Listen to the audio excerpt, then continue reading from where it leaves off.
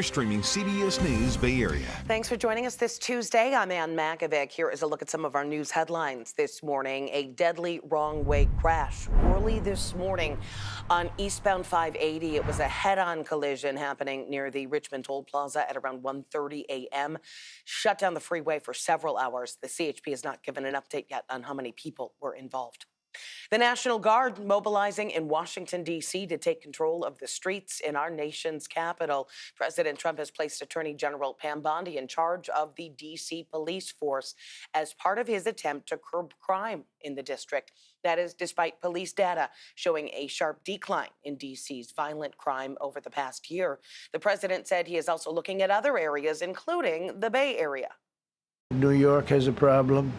And then you have, of course, Baltimore and Oakland. We don't even mention that anymore. They're so far gone. We're not going to let it happen. We're not going to lose our cities over this. Police data from Oakland through the first half of the year shows violent crime fell 29% compared to the first 6 months of last year. And Mayor Barbara Lee releasing this statement saying in part, quote, President Trump's characterization of Oakland is wrong and not grounded in facts, but in fear-mongering. The legal battle over President Trump's deployment of National Guard troops to Los Angeles continues today in a courtroom in San Francisco. The administration deployed thousands of troops in June to help control protests over immigration raids, despite Governor Newsom's objections. The state says that move broke federal law by using the military for civilian policing. All right, let's get another check on our first alert forecast on this Tuesday. Here is meteorologist Jessica Birch. Well, it's still warm in our inland areas. For example, Antioch today, gearing up for some more 90s, similar to yesterday's forecast. But believe it or not, we're actually starting to experience a little bit of a cool down as we head into this midweek forecast all throughout the Bay Area as low pressure is pulled in from the north. So we're going to keep a close eye on that forecast as we head into the afternoon hours today. Some other things to mention too, just along the coastline, we're under a beach hazard statement in places like Stinson Beach, all the way up into Point Reyes, Bodega Bay too. We can see rip currents and sneaker waves today, so be very careful along that part of the coastline. You head a little bit more south past the Golden Gate Bridge, we're in the clear, for now at least. Still be careful because that southwest swell is developing right now. And we're also dealing with some gusty winds into the afternoon hours, hence the reason why you see the bay, at least in the North Bay, it's pink. That's the National Weather Service issuing a small craft advisory. So just be careful out there along the water today. We head all the way into our inland spots where there's no water in sight. Well, we're experiencing 80s in the forecast today near San Jose and Los Gatos, 80s and 90s all throughout those inland areas closer to the East Bay. And the reason why we started off this week with nice warm weather is due to high pressure in our inland spots. But that area of low pressure is going to start dragging its way down a little bit. That creates a stronger sea breeze for us tomorrow, brings in some more clouds, a little bit more misty conditions too. So that's what we're gearing up for tomorrow. But before we even get there, today wind gusts get anywhere up to around 20 to 30 miles per hour in places like San Francisco, all the way up along the Delta into into Fairfield and along the Delta, closer to Solano County. So we're gearing up for some strong winds there. Actually lighter conditions near Bodega Bay. That's what I was going to mention. Kind of nice. We need a break from some of those stronger coastal winds. So as we head into the next couple days, here's some changes that we're going to notice. That area of low pressure dips us down into the low 80s in our inland spots, but don't get used to it because then we jump right back up into the 90s heading into this weekend's forecast with sunnier weather in the forecast by early next week. Back to you. Teachers in San Francisco say that there are still problems with their paychecks even after the school district paid $30 million for a new payroll system.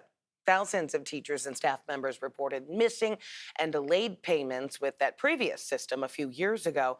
The union said that the district assured them that the problems would be fixed with this new system, but they say at least 100 educators are still having problems with their paychecks. The school district has not provided a response yet. The first day of school for San Francisco Unified is this coming Monday. Today is the first day back to class for students in the Walnut Creek School District. Here's a look at some of the students coming onto campus this morning at Buena Vista Elementary and posing for some of those back-to-school pictures. The district has about 3,600 students at 6 elementary schools and 1 intermediate school. Today, also the first day back to class for several other districts, including Fremont Unified, Dublin Unified, Moraga, Benicia Unified, and San Mateo Foster City. It is the second day of school for students in the Oakland Unified District, and as a new school year begins there, student safety is on top of mind. This year, the school district has a new position dedicated to safety. Kara St. Cyr spoke with the new executive director for safety about how this is a priority for the district.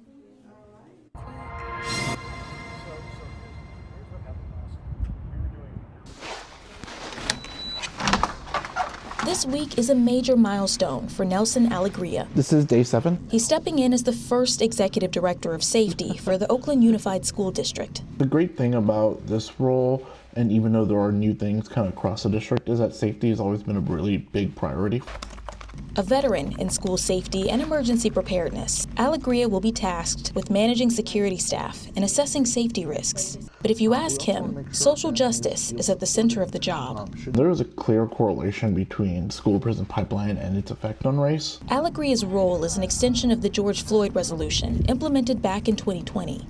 It removed police presence from schools in an attempt to lower arrests and stop violence against Black and brown students. This year, ICE raids are another added layer. We know it's been a top of mind for families last year from the feedback I've gotten from administrators. Alegria says law enforcement isn't allowed on school sites outside of emergencies, but staff is still training for potential interactions with ICE. It is a concern anytime there are law enforcement on campuses. Zach Norris, a parent of 2 daughters at Oakland schools, says he's encouraged by Alegria's position, but still has concerns. What we're seeing in terms of like children being taken from their parents, parents being taken from their children is of a huge concern. And it's of concern in the Black community as well. Alegria says he's working to include community in any actions he takes. Our students have a right to attend school. And we continuously work on keeping our students safe. An ongoing challenge. Alegria says he's up for the job. The Oakland Unified School District also has a new interim superintendent this year, Dr. Denise Sadler. The previous superintendent, Kyla Johnson-Trammell, was fired at the end of last school year without any explanation from the board. Still ahead here on CBS News Bay Area, some new body camera video of a deadly confrontation between officers and a Marine veteran. Now it's raising some questions about a local police department's response. They call for help. They call for help. They didn't call you to kill him.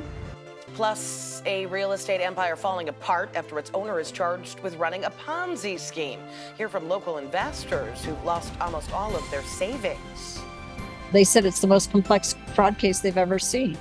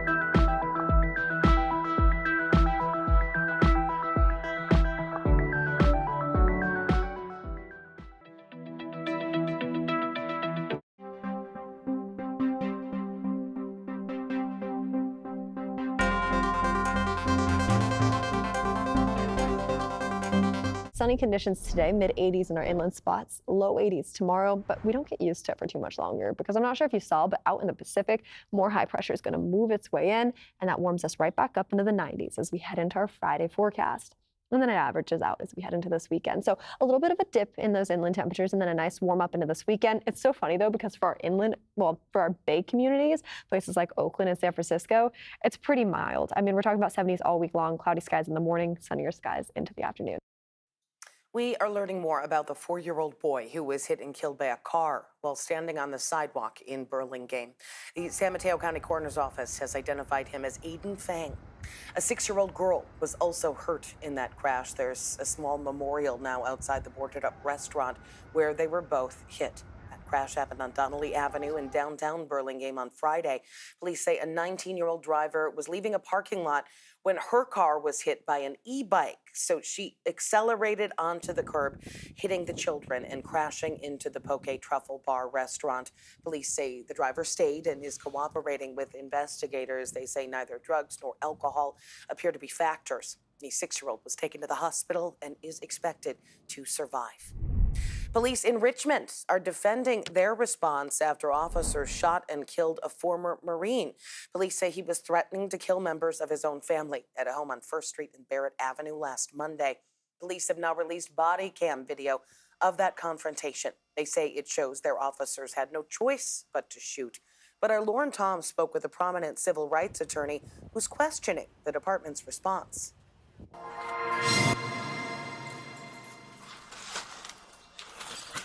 Richmond, please.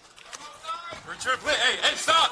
Body cam video shows the moment Richmond police officers fatally shot 27-year-old Angel Montano last Monday. The footage, edited by the department, shows Montano is armed with 2 knives, one in each hand. An escalation Richmond Police Chief Bisa French says officers had to defuse immediately. Dispatch relayed to the officers on scene that the armed man had picked up a second knife. The officers on scene could hear the disturbance escalating from inside of the residence. At that point, fearing the lives of the people inside were in immediate danger, officers decided to intervene without further delay. Dispatchers received a call from Montano's brother minutes earlier saying his brother, a Marine veteran and father, was experiencing a mental health crisis and threatening to kill family members inside. Attorney John Burris is representing the family and questions why more non-lethal options weren't taken at the time. It's not enough to say I shot him because he was standing there with 2 knives. The question is, should you have shot him because he was standing there? And did you have any options available to you, reasonable, that were there, that would not necessitate using deadly force? The officer wearing the body cam in the footage released is Nicholas Remick. He was previously placed on administrative leave after he was involved in a separate fatal shooting of a 51-year-old man in February. Remick was also accused of excessive force against a man who was filming a police chase last year. The department says Remick was cleared to resume duty by the chief after the first police shooting, but Burris says he's displayed a pattern that should keep him off community streets. I think it's disturbing, and particularly in a very short period of time. That means to me that this officer can be out of control, and that's up to the department to monitor his conduct in ways that keep him away from the general population. Escuché por ahí unos 4 o 5 de seguidos. The bullet holes from last week's shooting are still visible in the door of neighbor Lila Morello. She told us she heard officers yelling at Montano to stop. Then she heard 4 or 5 gunshots, and once she opened the door, she says she saw a man lying lifeless on the floor. Cuando abrimos la puerta fue que vimos al. She says she's been scared to come outside since. Imagine seeing someone on the ground, lifeless in front of the door of one's home, she said. Richmond police say their officers are trained to de-escalate, but not all officers are equipped with less lethal options like beanbags and sponge pellets. This isn't the outcome that we want, right? We would much rather have a peaceful outcome with nobody being hurt. But Burris is now pushing for answers for the family and for the community. They call for help. They call for help. They didn't call you to kill him. Well, the 2 officers who fired their weapons are on administrative leave. The Contra Costa County DA's office is helping the Richmond police with the investigation. City of San Jose cracking down on smoke shops accused of selling nitrous oxide, also known as laughing gas. Police targeted 4 locations: Grizzly's Smoke Shop on West San Carlos Street, TJ's Smoke Shop on South White Road, and East Side Smoke Shop on Alum Rock Avenue, as well as McKee Smoke Shop on McKee Road. The undercover officers say they found sales of illegal drugs last week, and they later executed search warrants, collecting more than 400 cylinders of laughing gas, 40 pounds of psychedelic mushrooms, and 74 pounds of weed products. A gun was also recovered. Mayor Matt Mahan says nitrous oxide is becoming a growing concern amongst parents. It's among one of the most misused and accessible inhalants, driven by its low cost, easy access from unscrupulous small businesses, and even kid-friendly marketing. One flavor is literally called pink bubblegum. Mahan cited a recent survey that found about 1 in 20 8th graders have tried the drug or something similar to it. 5 men were arrested in the operation, and the business owners and property owners were cited for selling cannabis products without proper licensing. City of San Jose also rolling out a new plan to try to clear its largest homeless encampment. That is going to start next week. They're offering to buy RVs from people living in Columbus Park. It's part of its abatement plan, which will begin on Monday. People living in RVs will be offered $2,000 for their vehicle, which will be paid once they move into a city-owned motel. But some RV dwellers tell us they don't trust the city. They say that there have been broken promises and a lack of consideration for the worth of what they now call home. I just paid $1,000 for my air conditioner, and now they want to just give me $2,000 for my trailer. I don't think that's fair. Why would they offer me the same amount of money to a person that has a trailer that's non-functional? Mayor Mahan says that the city does not have enough shelter beds for every person living on the street, but that the goal for the city is to have safe, managed alternatives for everyone living in encampments. A man is suspected of running a real estate Ponzi scheme in the North Bay. Now the properties he allegedly bought with other people's money are going on the bankruptcy auction block. Don Ramos reports on how the alleged scheme has left a hole in downtown Sonoma. In about 2021, people began noticing that a real estate investment company was buying all kinds of properties in the town of Sonoma, often leaving them vacant. Now we know that company was a house of cards, and now that it's collapsed and the bankruptcy sales have begun, it's leaving both the city and the investors wondering what the future holds for them.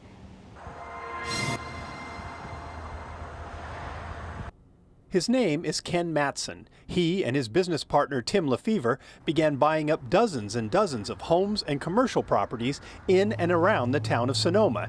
And he didn't seem to mind paying more than market rate for a lot of them. His plan was to, tear it down and rebuild something, promising that everyone can come back after it was rebuilt. But it's just been sitting vacant. David Eicher and Lisa Storment smelled a rat and started a group called Wake Up Sonoma to investigate the matter. So he's buying property over value, and then he's like, how can he be making money off of these things if he's paying so much for them?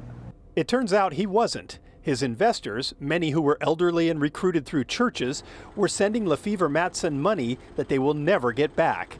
When the company collapsed, Maria Crane lost virtually everything she and her husband had saved for their retirement. We got statements saying our increase, and he was making up that money, that information, but we thought we were safe for getting statements. They were our financial advisors, and we thought we were planning well, and now we are scrambling to make ends meet. Now she's gone back to teaching, and her husband, at age 70, will have to keep working as well.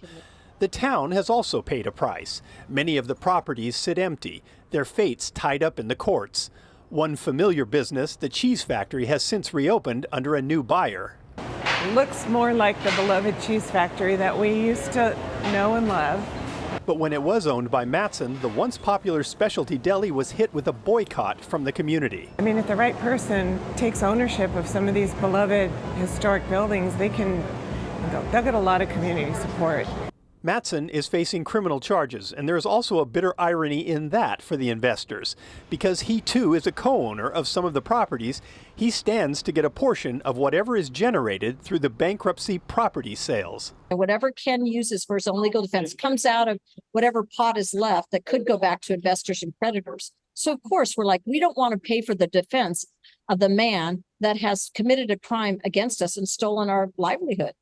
So far, 6 Lefevre Mattson properties have now been sold out of bankruptcy, with dozens more to follow.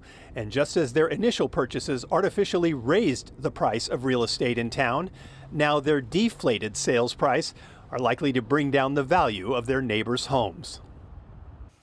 Well, Mattson was arrested after his own partner accused him of defrauding investors. He is facing 9 counts of wire fraud, money laundering, and obstruction of justice. Right now, he is free on a $4 million bond. Still ahead here on CBS News Bay Area. A rare disease took most of his her eyesight, but she still has a vision of reaching new heights. The inspiring story about a blind hiker who is training to climb the tallest mountain in Africa.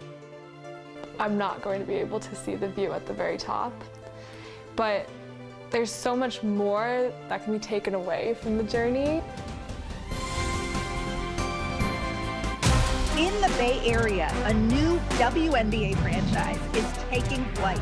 Catch this first-in-a-lifetime inaugural season as the Golden State Valkyries play live on KPIX and Pix Plus.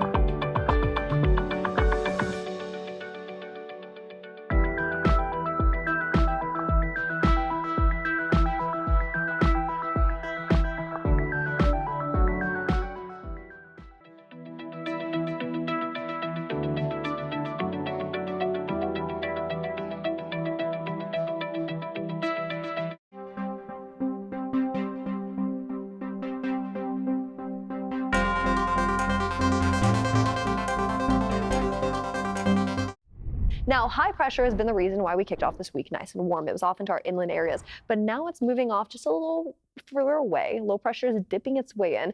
That brings in a change of temperatures. We're going to see cooler weather by tomorrow. We're also going to notice some cloudier skies by tomorrow in our inland spots and some breezier conditions at the surface level. I'm advancing the clock all the way into this afternoon. Places like Fairfield and Napa already up to around 20-mile-per-hour wind gusts just by 1 o'clock. We advanced the clock even further, closer to dinner time, as many of us are wrapping up school or work. And now the winds are even stronger, 20 to 30-mile-per-hour winds in places like San Francisco, throughout the Delta, up into Solano County. I think that's important to note, especially for our inland areas where it's a little bit warmer and relative humidity is just a smidge lower too. Now into those inland spots we go. Places like Solano County, we're all going to dip down into the low 80s by tomorrow. But that area of low pressure, it's not long lived. Actually, we're going to start warming up on the back end of this week, 90s around the corner by Friday, and then we average out into the 80s heading into this weekend. Back to you. Well, rare disease took most of her vision, but that is not stopping her from living her dreams. Christy Colton is from Mountain View, and she is preparing to take on a once-in-a-lifetime challenge to climb the tallest mountain in Africa. Mount Kilimanjaro stands at more than 19,000 feet. The trek itself can take around a week, not to mention the training, which can take around 6 months. Max Darrow introduces us to the woman who is taking on the challenge to reach new heights.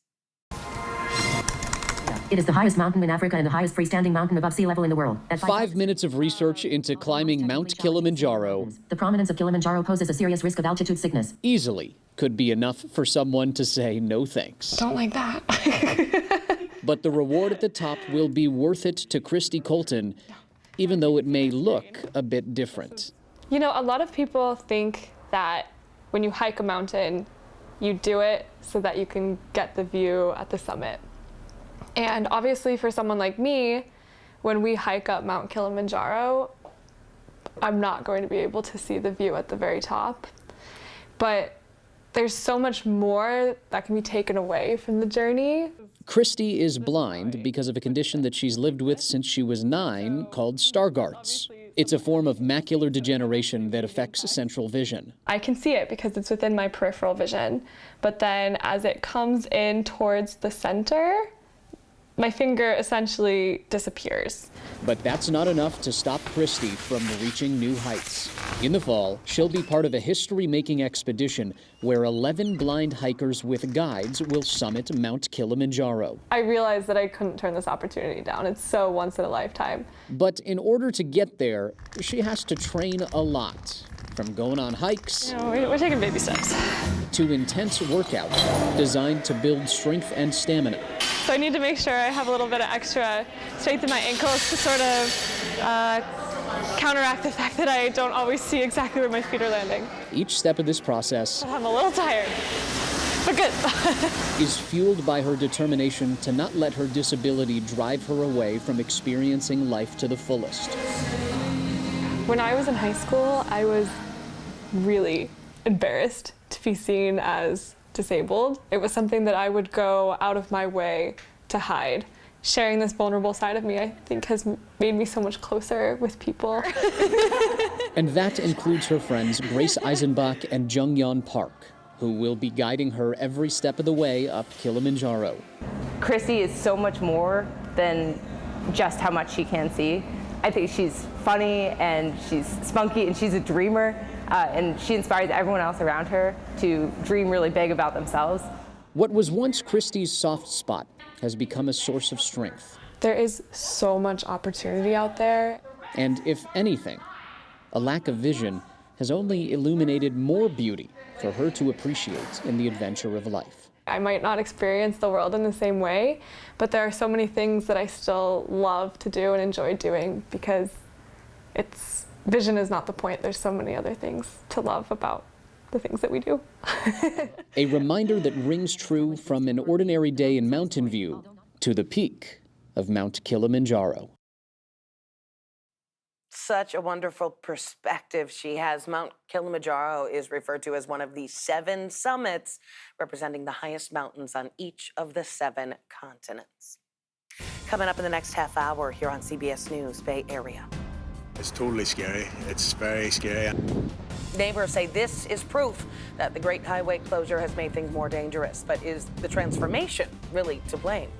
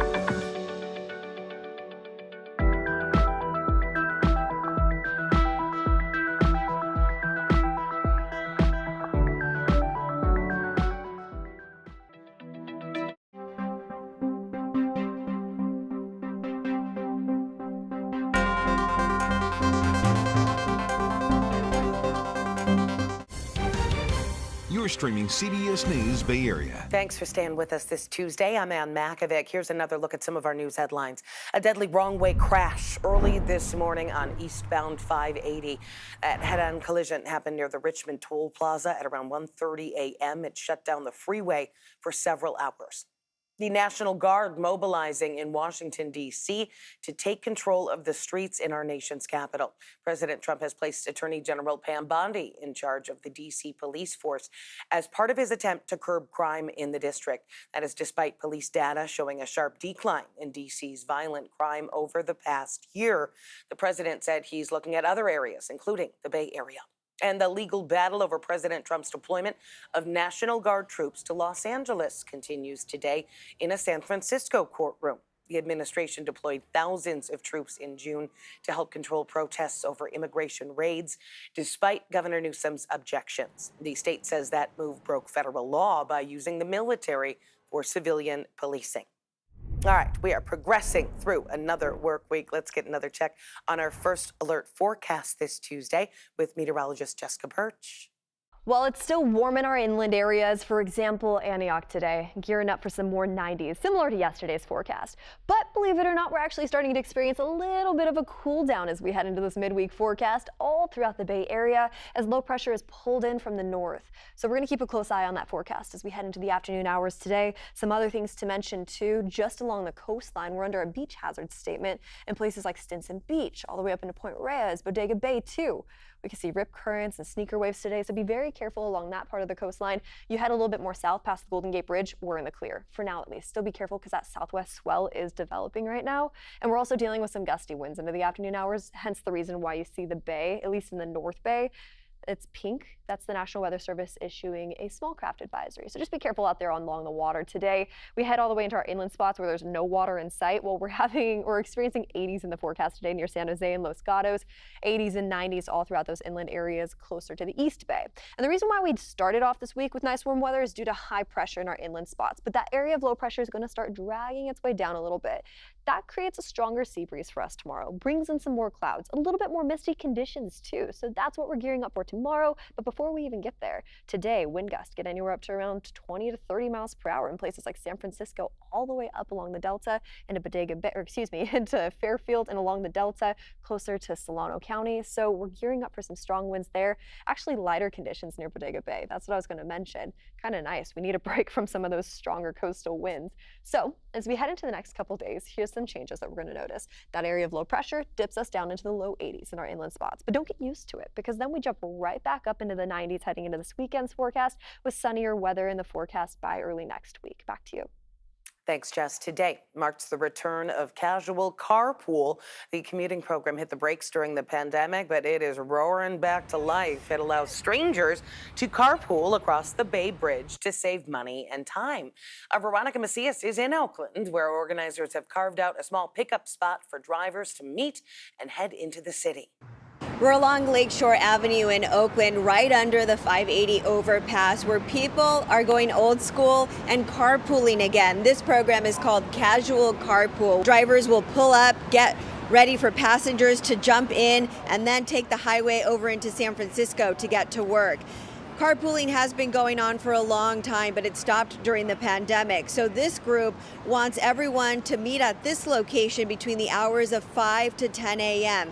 There was a mix of reasons why people are returning to carpooling this fall. Many companies are telling their workers they have to return to the office. A big reason to join for many of them is losing the privilege to the HOV for the single EV drivers. It's more than likely California's Clean Air Vehicle program will not get extended because it needs the approval from Congress and the president's signature. So people are taking it back to carpooling.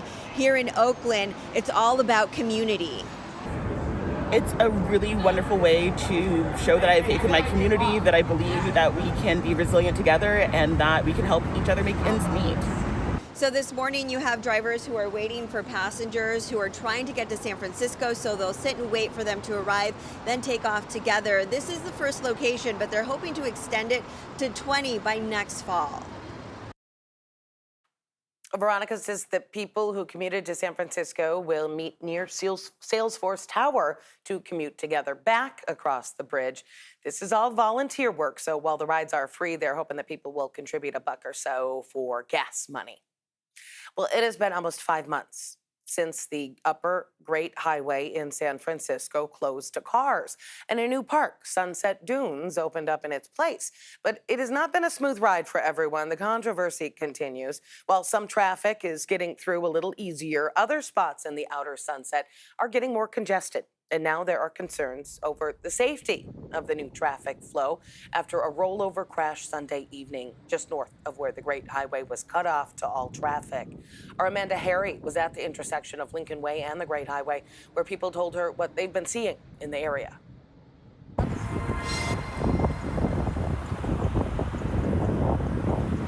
It's totally scary. It's very scary. Citizen video caught the aftermath of an early evening crash Sunday. A black SUV rolled on its side in the traffic lanes of the Great Highway, just feet from the area that was closed off to cars back in March. Patrick Doherty has lived in the area for 15 years and says he's concerned. I know they just installed the lights down here, but I can see how it could happen. San Francisco police say both drivers involved in the crash had minor injuries, but will be okay. Doherty believes when more people are on the roads, like during work days and big events like Outside Lands, which was happening at the time of the crash, it's more dangerous. I think it's a bad idea to close the Great Highway, especially during rush hour. But Trish Gump, a lifelong San Franciscan, believes it has more to do with the drivers than the roads. Unfortunately, I think a lot of people are just driving too fast in the city, so I attribute it to speed more than anything. She lives near the new Oceanside Park, now called Sunset Dunes, and is grateful for the extra outdoor space. I love it.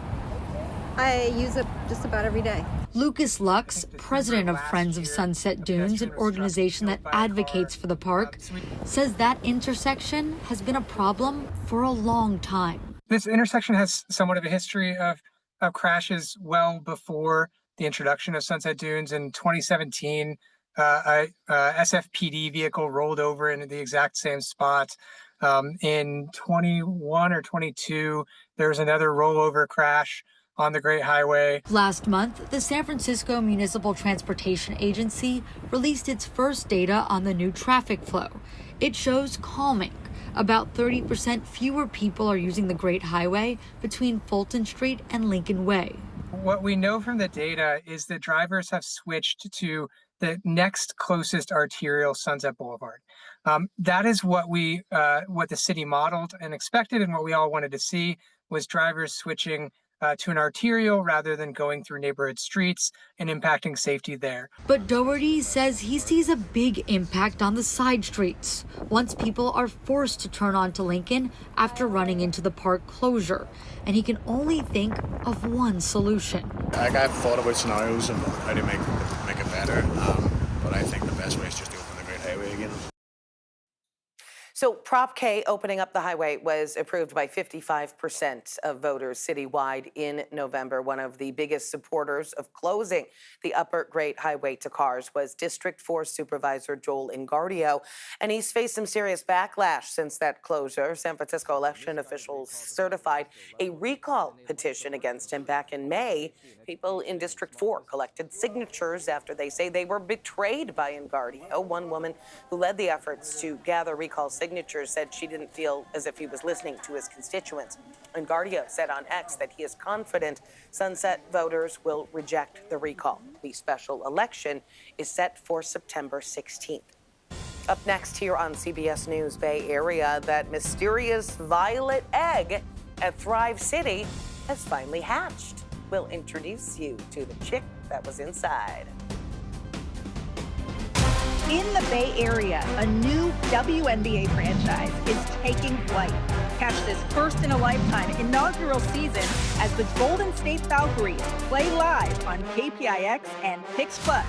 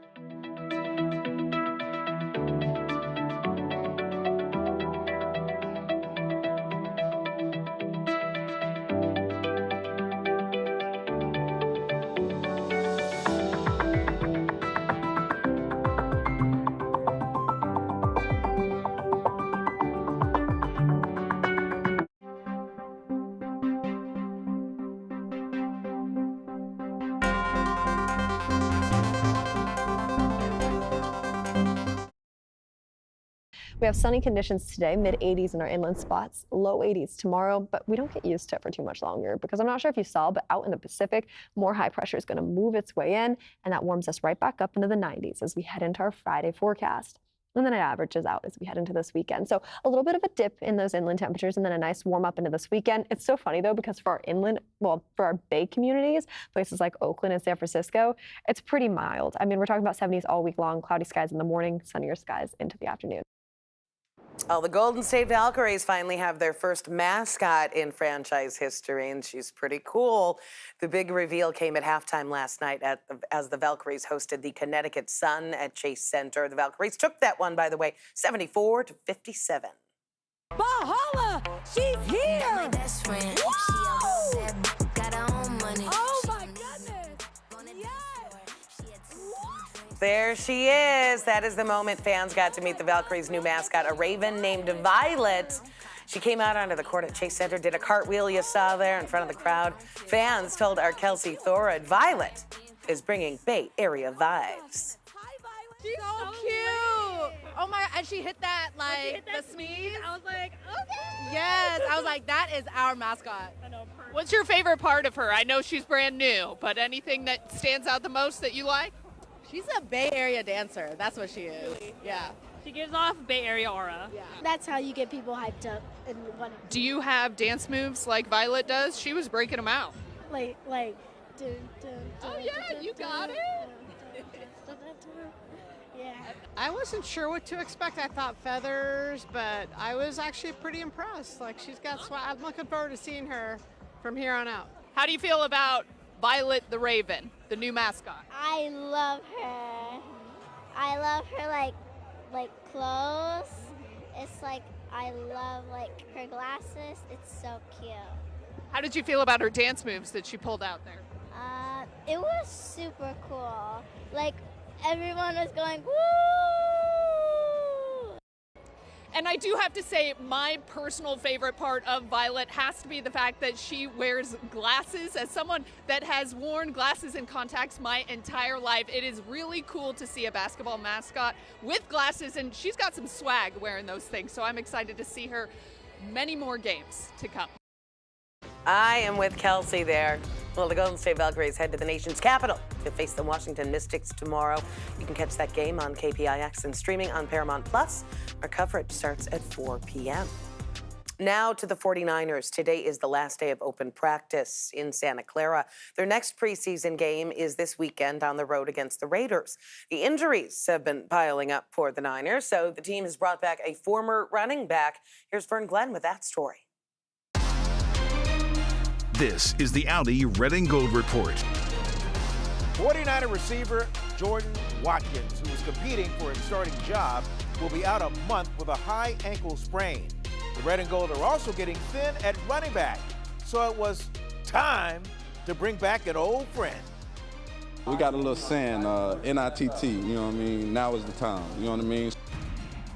Now is the time to bring back Jeff Wilson Jr., who spent the first 4.5 years of his career with San Francisco, rushing for over 1,700 yards before being traded to Miami in 2022. As for the saying, NITT, it came from Wilson's dad. But let's just say, I really liked it.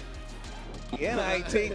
Yes, Now is the time. Yes, sir. That's good Yes, stuff. sir. No, for real. He came up with a good one, man. I told him I have to make him a shirt or something. You know what I mean? I like that. You know, if I throw that on my wife, she'll go, yeah, NITT with the trash. Yeah. Yeah, I need to go to the laundry. I got some shoes. Yeah, I got the shoes I gotta go pick up. NITT, Jack. No, I'm just saying. Yeah, you gotta be careful with that one. With the Red and Gold Report, I'm Vern Glenn. All right, so the 49ers facing their old Bay Area rival, the Raiders, in Las Vegas on Saturday. You can catch that game on KPIX and streaming on Paramount Plus. Kickoff at 1 p.m. Coming up here on CBS News Bay Area, we are going to meet the local author and activist working to preserve the history of the Bay Area's transgender community. How the creation of the world's first transgender district can be traced to the 1800s. Finding people in old-timey photos made me feel a little bit more seen and present today.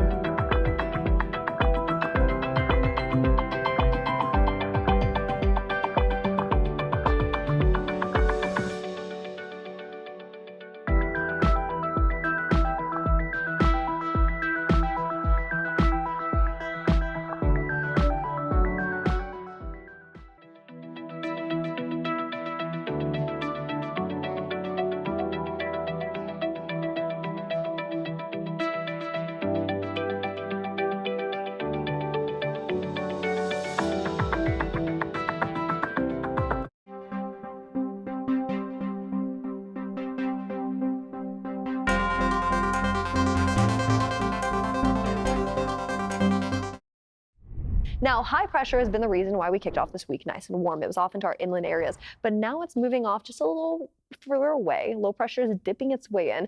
That brings in a change of temperatures. We're going to see cooler weather by tomorrow. We're also going to notice some cloudier skies by tomorrow in our inland spots and some breezier conditions at the surface level. I'm advancing the clock all the way into this afternoon. Places like Fairfield and Napa already up to around 20-mile-per-hour wind gusts just by 1 o'clock. We advance the clock even further, closer to dinner time, as many of us are wrapping up school or work. And now the winds are even stronger, 20 to 30-mile-per-hour winds in places like San Francisco, throughout the Delta, up into Solano County. I think that's important to note, especially for our inland areas where it's a little bit warmer and relative humidity is just a smidge lower too. Now into those inland spots we go. Places like Solano County, we're all going to dip down into the low 80s by tomorrow. But that area of low pressure, it's not long lived. Actually, we're going to start warming up on the back end of this week, 90s around the corner by Friday, and then we average out into the 80s heading into this weekend. Back to you. In honor of Transgender History Month, a new book is shining a light on the rich history of San Francisco's transgender district. Author and activist Reverend Dr. Megan Rohrer traces over a century of trans presence in the Tenderloin. Lauren Tom shows us how this history is being preserved and why it matters today. In the heart of San Francisco, Reverend Dr. Megan Rohrer unearthed the lineage of transgender history that's long thrived in San Francisco, and in it, a community that felt like home. Finding people in old-timey photos made me feel a little bit more seen and present today, like I wasn't inventing a new thing for myself. Today, Megan walks among the world's first legally recognized transgender district that spans parts of Market Street and the Tenderloin. You see Market Street in the view from the Oddfellows Temple, which is right behind us. And so on these corners is a place where the 1906 earthquake destroyed a lot of stuff, including that vaudeville theater. It paved the way for trans people to kind of move into some of that housing. The history that can be felt among these blocks echoes for centuries. There is an old, very exciting history of trans community and joy that spans all the way back to the 1800s. Megan is now bringing that history to light in a new book with the hope of making trans history accessible and offering a storied family tree to today's trans community. My goal is that these photos will be so much more accessible for anyone who's looking for them, either at a public library where they check it out or at a local bookstore where they can keep it as their own, but they don't have to travel the country to different archives to find these really historic photos. But this history doesn't only live in his book. It comes to life through the voices of trans elders, like Miss Billy Cooper, a veteran who lived through San Francisco's underground trans scene and never stopped being unapologetically herself. But I found out about men from all over the world, all different flavors. Okay. And I was there. I had a smorgasbord. That was the first bar I went into. Back then I had a beard and a mustache and I used to wear a veil. For many, these aren't just stories. They're a guiding light. In a time when trans rights are under fire, these stories mark a blueprint for hope and resistance. There's not a day I leave my house where I don't wonder where I can go to the bathroom, and if I can go to the bathroom, and if I will be safe in those spaces. And I wish it was a safer world. And so sharing stories amongst other trans people has been the way to try to stay as safe as possible. He's hopeful the stories, the lessons in this book and in these streets won't just preserve history, but ensure the next generation won't have to search so far to find themselves.